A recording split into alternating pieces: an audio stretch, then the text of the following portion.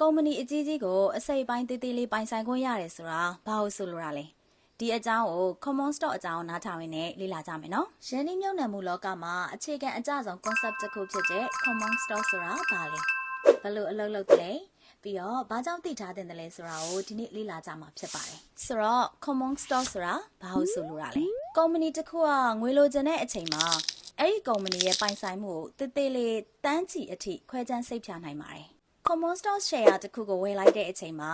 ဒီခွဲခြမ်းထားတဲ့ကုမ္ပဏီရဲ့ပိုင်ဆိုင်မှုအစိတ်အပိုင်းတွေကိုဝယ်ယူတာဖြစ်ပါတယ်။ဒါကြောင့်ကိုကအဲ့ဒီကုမ္ပဏီကိုအစိတ်အပိုင်းတစ်ခုပိုင်ဆိုင်သူဒါမှမဟုတ် share ပိုင်ရှင်ဖြစ်လာပါတယ်။ဆိုတော့ share ပိုင်ရှင်ဖြစ်လာတော့ဘာရမှာလဲ။ပထမအကျိုးကျေးဇူးကတော့မဲပေးပိုင်ခွင့်ဖြစ်ပါတယ်။ common stock holder တယောက်ဟာ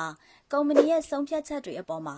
ဥပမာ director board အဖွဲ့ဝင်မှာဘယ်သူထိုင်ရမလဲဆိုတာနဲ့ပတ်သက်ပြီးတော့မဲပေးရွေးချယ်ခွင့်ရှိပါတယ်။ကိုယ့်ရဲ့ share များလေမဲပေးပိုင်ခွင့်ရလဲများလေဖြစ်ပါတယ်။နောက်တစ်ခုကတော့အမြတ်ခံစားခွင့်ဖြစ်ပါတယ်။ကုမ္ပဏီရဲ့ stock ဈေးနှုန်းတက်လာရင်ကိုယ့်ရဲ့ share တန်ဖိုးကလည်းမြင့်တက်လာပါတယ်။ကိုယ့်ရဲ့မြင့်တက်လာတဲ့ share တွေကိုအမြင့်ဈေးနဲ့ပြန်ရောင်းချလို့ရပါတယ်။နောက်တစ်ခုကတော့တချို့ကုမ္ပဏီတွေကသူတို့ရဲ့အမြတ်ငွေကို share ပိုင်ရှင်တွေနဲ့ဓာတ်ရိုက်ခွဲယူကြပါတယ်။ဒါကိုတော့ dividends လို့ခေါ်ပါတယ်။ဒီလိုအမြတ်ခွဲဝေပေးတာကိုကုမ္ပဏီတိုင်းကမလုပ်ပေးပါဘူး။တချို့ကပဲပေးပါတယ်။ common stock မှာဒီအချက်ကသတိထားရမယ့်အချက်တစ်ခုဖြစ်ပါတယ်။တကယ်လို့ကုမ္ပဏီကမအောင်မြင်ဘူးဒေဝါလီခံလိုက်ရတယ်ဆိုရင် common stock ကိုကင်ထားတဲ့သူတွေကနောက်ဆုံးမှနစ်နာကြေးရပါတယ်။အတိုးချုပ်ပြန်ပြောရမယ်ဆိုရင်တော့ common stock က